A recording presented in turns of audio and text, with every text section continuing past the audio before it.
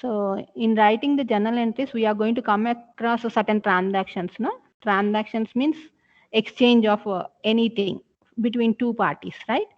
So this may be due to purchasing or due to selling, whatever, due to any expenditure or due to any incomes. Some transactions may be taking place in any business, right? So all those should be recorded in the accounts. So to record that, we are going to maintain an journal book. So each and every transactions daily, whatever you are going to come across, all those will be recorded in the journal book. So for that, we need to identify what are the account names and how this should be divided, and how to write the journal entries. For that, we are going to have certain rules. So how these rules are framed, that we will see now. Before going for the rules, how to write the journal entries, we will see what are the accounts that you are going to come across in writing the journal entries. So these accounts will be divided into three types. One, it is personal account. Second one, it is impersonal account. Impersonal account is divided into two types that I will tell you later. So now here coming to the personal accounts. So this will be divided into natural persons. Natural persons like you and me.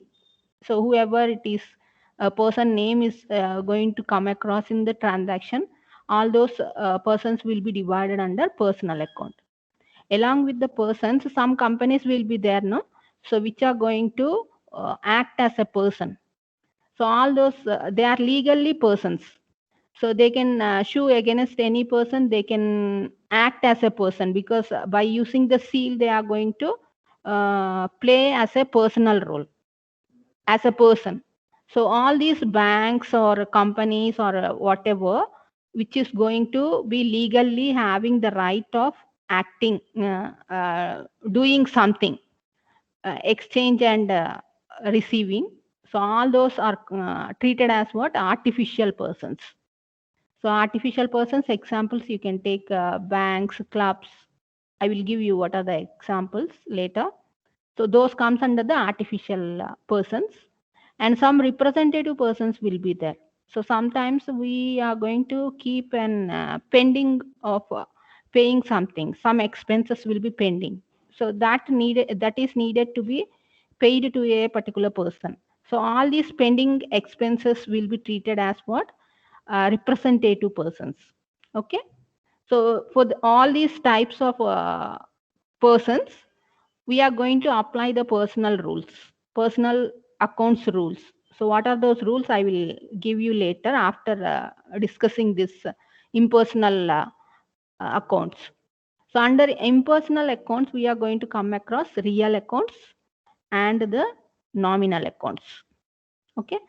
So because other than persons, some assets will be coming into the transactions. Assets means nothing that nothing but the properties like buildings, land, etc., etc. You are going to purchase and sell, no, during a business. So all those assets will be treated as real accounts. All the assets will be treated as real accounts. So these real accounts may be divided into two types.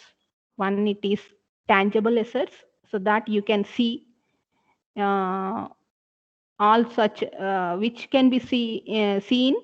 Those assets are called as tangible assets, like car, motor, buildings, furniture, etc., etc. All those comes under the tangible assets. And some will be there which are intangible, which we cannot see, but they are the assets. Like patent rights, you will be having patent rights if you have identified any new formula. So they are also treated as assets, but they cannot be seen. You cannot see. Like goodwill is there. Goodwill means a good name of the company. It is having certain value, which is treated as asset. So that good name, how much good name it is, we cannot see through our eyes. So all those comes under the intangible assets. So for tangible assets and intangible assets, they will be applying the real accounts rules. Okay, they comes under the real accounts. And coming to the nominal accounts, some expenses will be there, some incomes will be there, some losses will be there, some gains will be there during the business, no? So all those grouped under one group, that is nominal accounts. So expenses and losses one into one group, and incomes and gains into another groups. Okay, so whatever you pay, like salaries, rent, commission, discounts, which you are going to allow to the purchasers, that means to the customers, all those comes under the expenses.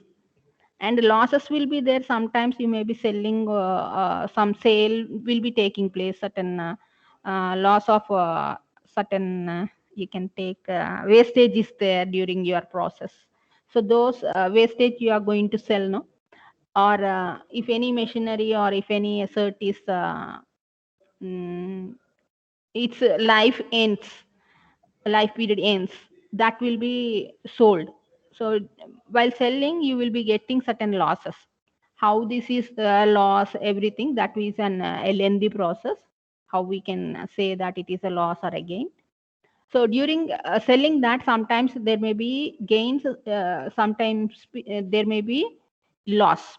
So if it is a loss to the company, that is treated as a combined with the expenses. And if it is gain in selling those wastages or any old assets, so those will be treated as what? Gains. Okay, along with the incomes, we are going to group into another part. So incomes means sometimes the company may be receiving a discount from the suppliers.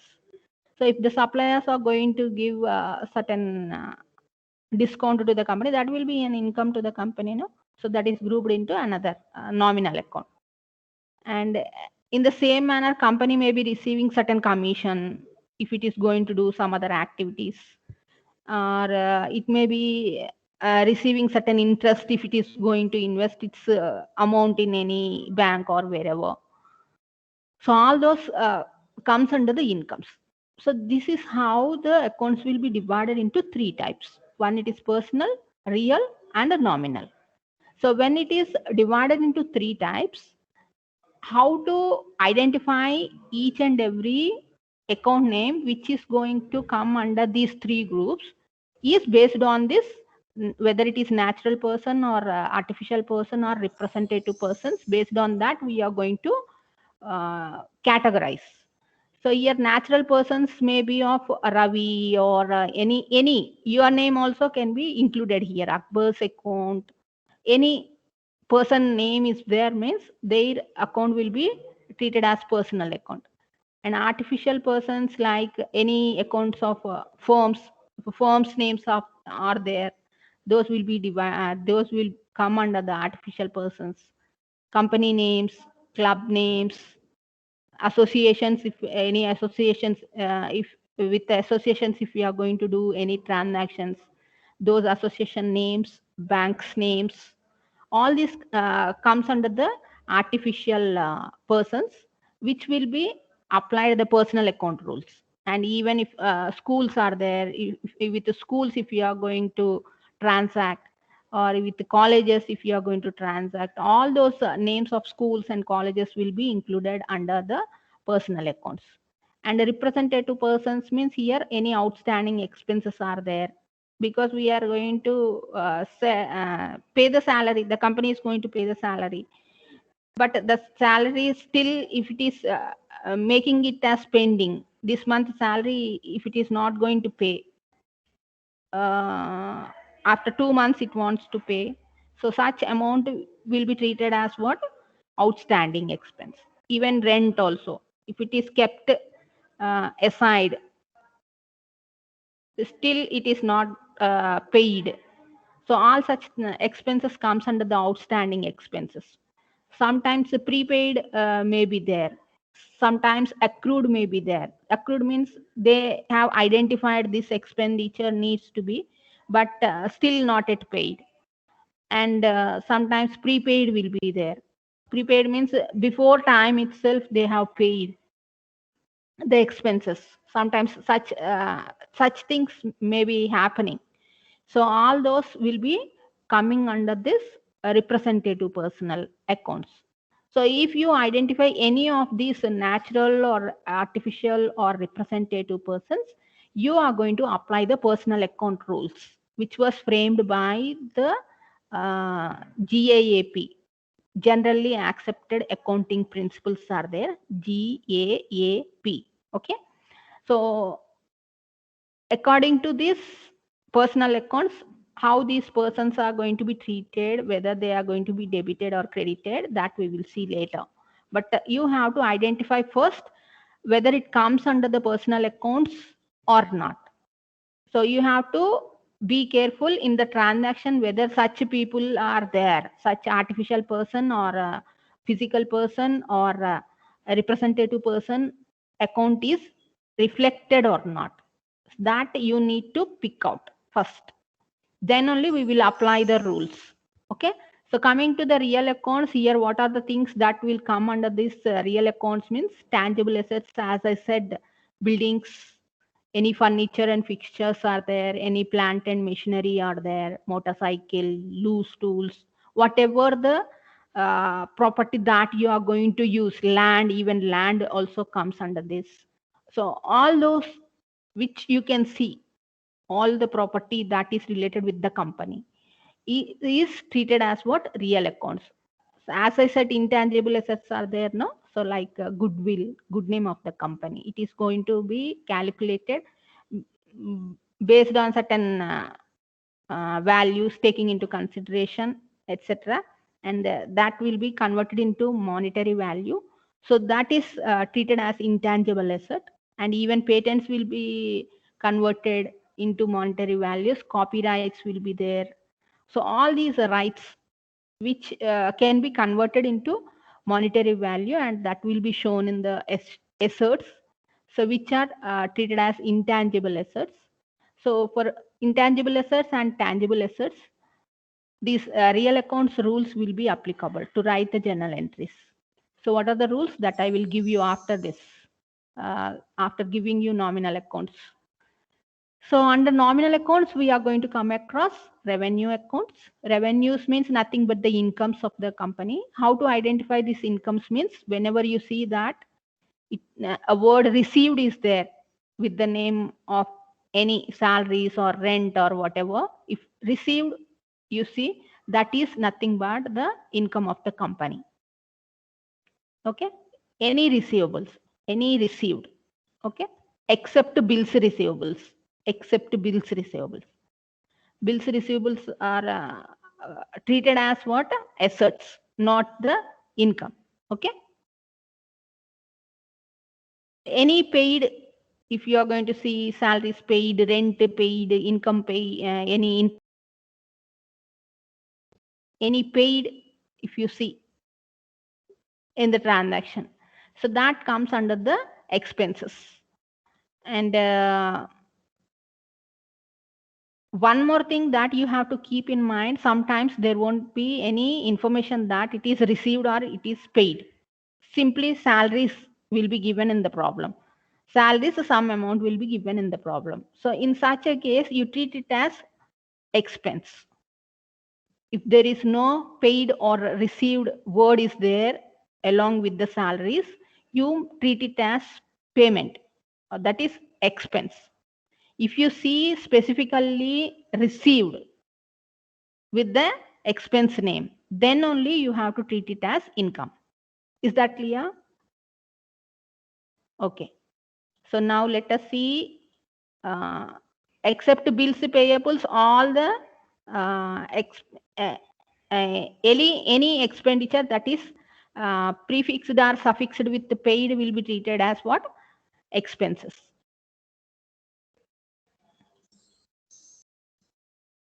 So let us see the rules for personal accounts. So how this is going to be treated. So here, before going for this debit and credit, here according to the double entry, transaction is recorded twice. So that means whenever salaries paid is there. For example, salaries paid is there. So salary is going to be reflected in the journal entry, and as well as the amount that you have paid in terms of cash or in terms of check. So that is also going to be recorded. So that means for one transaction, you are going to record twice the same amount, which is called as what? Double entry bookkeeping. Double entry. 2 times you are going to enter for one single transaction the same amount. Okay. So 2 times if you are going to record, so which amount should be shown in debit column and which amount should be shown in credit column, that is an question in front of any person, those who are going to write the journal entries. Okay. So for that, these rules are going to be applied. So whoever is receiving, if it comes under the account that you have picked out from the transaction, is going to be coming under the personal account. If that person is receiving, so that person should be shown as debit. If that person is giving, if he is a giver, so he should be credited. Okay. So that is what here it is rule, which was framed all over world. The people will be following this. So if the personal account is there, if any name of the any person is there, so that person name should be debited or credited based on this rule. If he is receiving whatever it may be cash or it may be building.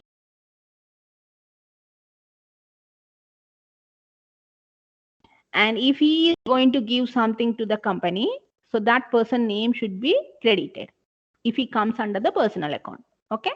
So debit the receiver, credit the giver. So this is most important rules that you have to remember. And coming to the real accounts, any assert names you are going to see in the transactions, because they are the asserts, they are the properties which are not the persons. So it should be bought or it should be given, right? So if you are going to the company, then you debit. If you are going to give it to some other people, which we will say that is going out of business, so credit that particular asset. Okay. So if it comes into the business, debit. If it goes out of the business, you credit that. And the nominal accounts, if it is expense and losses, any expense and losses, debit. And any income and gains, credit. Okay. So these are the rules that you have to apply. Any doubt up to here?